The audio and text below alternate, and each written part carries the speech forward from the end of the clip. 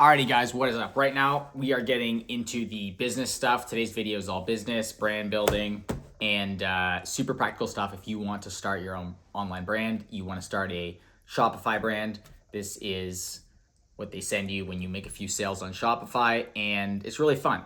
It's yeah, I have a brand that I work on. I don't talk about the specifics on this channel, but I'm passionate about this, and I would love to help you get going with your brand and with your idea, and kind of walk you through what some of that looks like.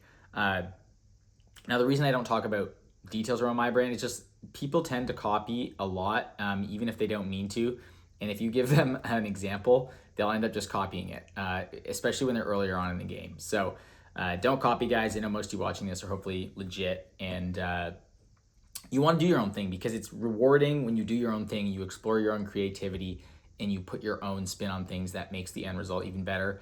It also makes it even more, it's your unfair advantage. If you copy, you never have an unfair advantage. You're always behind. You're always copying someone.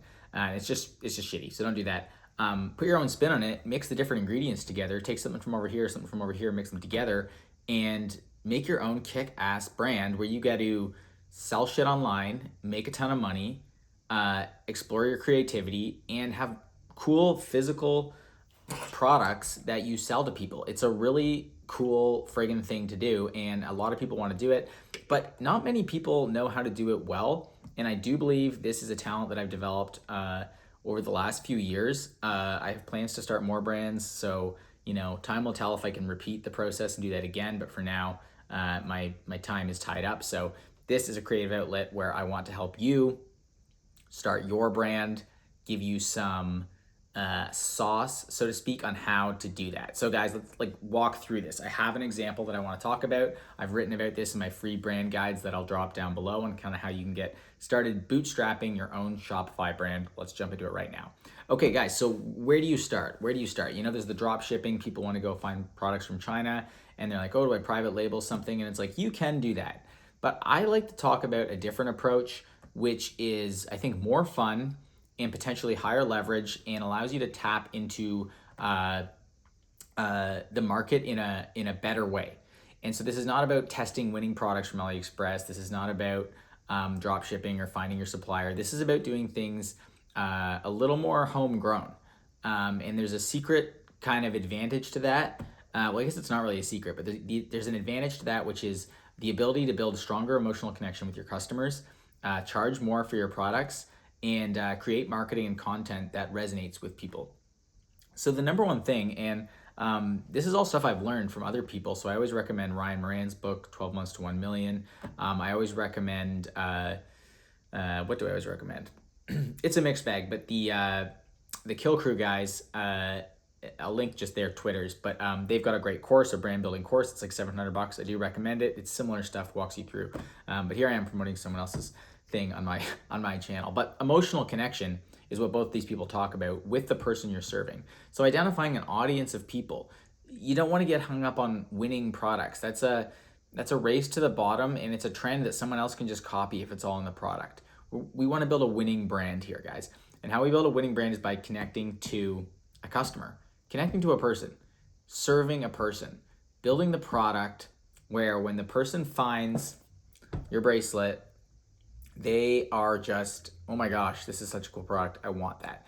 How can we create that experience for someone by building a product, by building a brand, by creating messaging that gets people fired up and gets them to buy it not only once, but 2-3 times, share it with their friends, gift it to people. Excuse me. That's what we want to do. And that's what we're going to talk about today. So we need to get clear on the who, the person. Who are we serving? And typically this is yourself, because it's something that you get excited about. There's a great example of a guy on Twitter I follow, and he's building a jiu-jitsu brand. He's designing jiu-jitsu outfits, and he's literally just doing the colors of the outfits and the logo and the way it looks. And he does cool camo ones, and he does yellow ones in these different colors. And he's into jiu-jitsu, and jiu-jitsu people love this. And this guy is killing it. It's going to be $1 million brand, no question. So the example I was going to use today is one that I wrote about in my free brand guide, which you should get below.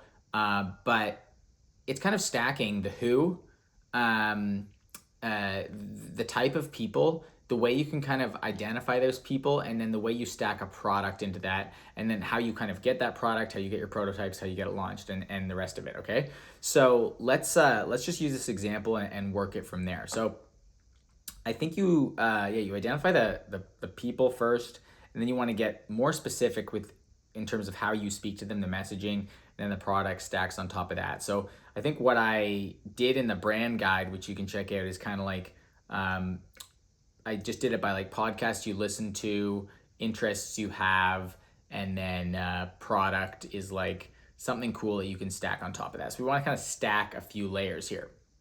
So the example that I will give you here is this brand I came up with called the Chocolate Stoic. Now I haven't actually Googled that, so I don't know if it's a real thing or not, but the reason I like this is because it really demonstrates this approach to brand building, which is you build the messaging and you build the interest right into the product in a way that is unique, that people can connect with, and that they can get excited about, that is fun, that is easy to market. So the idea here is that you take a group of people, and so it's like self-development, or more, not self-development, sorry, history, self-improvement, philosophy, stoicism, which is like a big demographic right now. And then you stack that on top of a product, which is like chocolate, high quality dark chocolate. And then what you get when you kind of stack those two things together is this, okay, you could do either quotes or historic figures. Literally, you could do faces. You get good quality molds, and you do chocolate statues of these historical Stoic figures, and then you do fun quotes, like in the orders you would do quotes, and you work Stoicism into the branding and the messaging. And so what you've done there is you've given people a way to connect who are interested in this, but you've anchored it into a product that is kind of fun, that is very giftable, that stands out. It's not random chocolate, it's Stoic chocolate. And that's how we think about this. So it's like, how can you build the audience? How can you build the marketing right into the product so that the marketing becomes easier? Now, you're going to want to probably do this for something that you're interested in, not that, people always go like, when my first drop shipping store was the pet one. I did like a pet hair remover, and I was like, oh, people love pets. That's a passionate niche, because I always didn't know what my niche was. And so I was like, oh, that's a good niche. I'll go after that. But I wasn't a pet owner, so I was always, once again, that imitation. I was trying to copy, imitate. I wasn't the person. I didn't know how to write the copy. I didn't know how to create the products and the messaging, the brand that was exciting, because I was trying to tap into something. So people often do this when they get started because they haven't done enough of the work to kind of understand the messaging, the emotional connection, the branding. Like, what would I get excited about? And that's why typically you are the person. So it's like, what would you want to find? Is it the coffee brand? What could you stack coffee with? Is it the protein coffee? Like, let's just go with that example. There's probably tons of those out there, but maybe like, what if it's like you stack together your audience? So it's like, okay, gym people, but that's not specific enough. Christian. What if they're like Christian gym people who like coffee? Now you've got something where you could be like, okay, what's like a Christian theme? Coffee and cross. I don't want to get too weird, but you see what I mean. You start to stack this together, and then it's like, and there's protein in it. Okay, now you've got something to build around. Now you've got specific messaging, where if you're a Christian dude who works out and wants to get protein and likes coffee, that's easier to create content around, and you can start to build a product that would be exciting to you, and that would be exciting to other people. So the examples go on, and you can start to kind of see what we're trying to do here is stack together these products with that audience, so that there is that emotional connection that I mentioned at the start. And now, once you've gotten this down, so you can workbook this. Once again, I'll link the free guide. Check it out.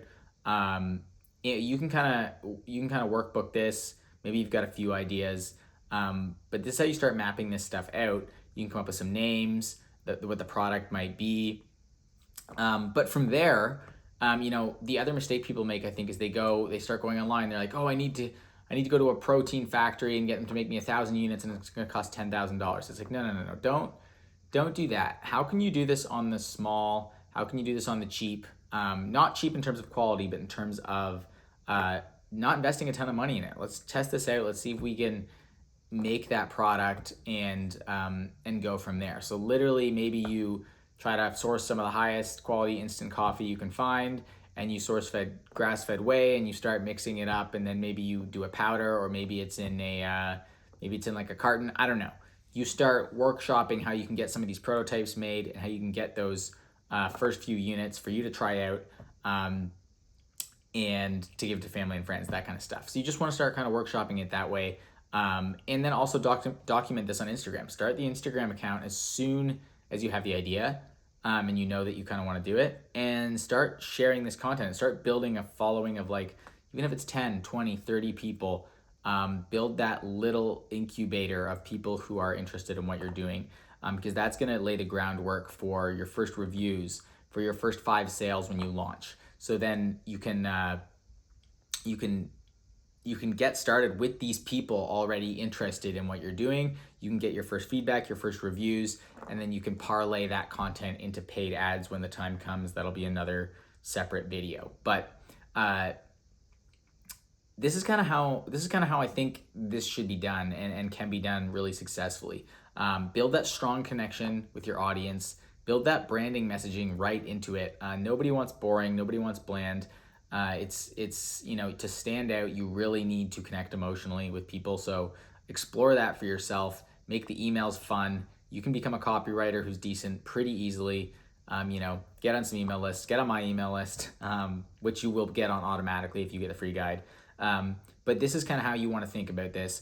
And then you can build that spark. You can build that little fire that you can then pour fuel on, when you're ready to scale this thing. And another just like practical way, when you start thinking about sourcing products, finding things, think of creative ways you can get your product made. I like to suggest people go on Etsy.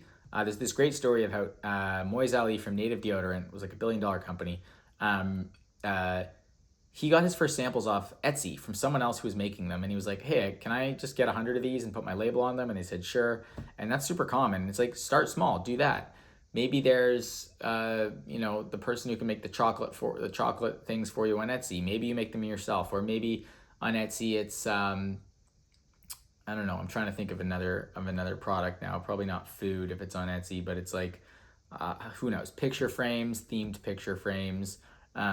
It's leather weightlifting belts. Someone else does these cool leather weightlifting belts, and you're like, oh, I could get those, and then I could make them the Christian weightlifting belts. Like, I'm kind of stuck in that theme, but you see what I mean? You want to piece together these. How can I get just 10 of them, and they're premium, and maybe they sell for $199, but it's like you can build this relationship with that person who can build them, and now that they're handmade, they stand out in the market, and then it's more unique. You've got more brand positioning there. So I think Etsy is a great resource to find products and then put this spin, build your brand and your messaging onto the product.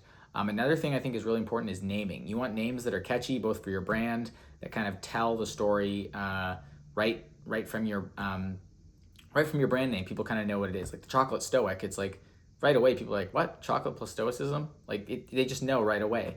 And then you could have the different, maybe your 5, like you got like your 5 philosophers. It's like Marcus Aurelius, like I don't know, like Jordan Peterson, like whoever these people are, and you name them like you give them fun names as well. Naming is super important. It builds connection as well. It helps market your products as well. So naming is super important.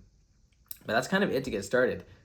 Document on Instagram, and then a simple email sign up. And you want to start collecting emails as soon as possible, so when you set a launch date, you can keep these people updated, and then you can launch this this little brand to those people on your email list. Email is key. Email is the foundation of all transactions online. Basically, it's the stable connection with your audience that you want to build. Instagram, TikTok, those are all cool. Those can feed the funnel, but you want to get people on the email list because email is such a solid connection. So once you get your brand picked, workshop this, take a week or whatever, and then start taking action. Start documenting a couple posts on Instagram a week. Buy your domain, chocolatestoic.com, Christian coffee, Christian bro coffee, what like lifting for lifting for the kingdom. I'm trying to think of kingdoms coffee. I don't know, you know? Buy the domain, the .com is best. Get an email opt-in.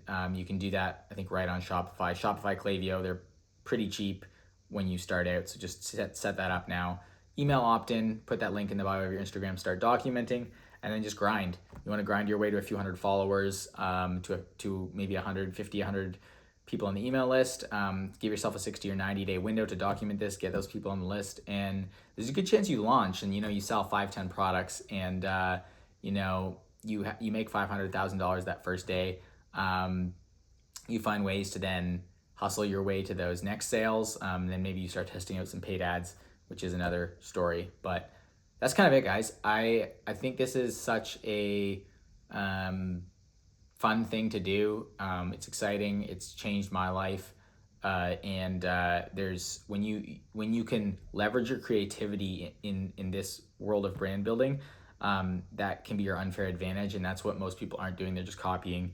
They're just trying to drop ship. They're not standing out at all. They're just trying to scrape their little piece off. They're like, oh, what can I go sell on Amazon? That's like, oh, people are buying paper clips, like, and they buy millions of them. I'll sell like a few paper clips. It's like that's bullshit. You don't want to do that. You want your creativity to be poured into these products. This is literally a paper clip, so not that product, but you get what I mean.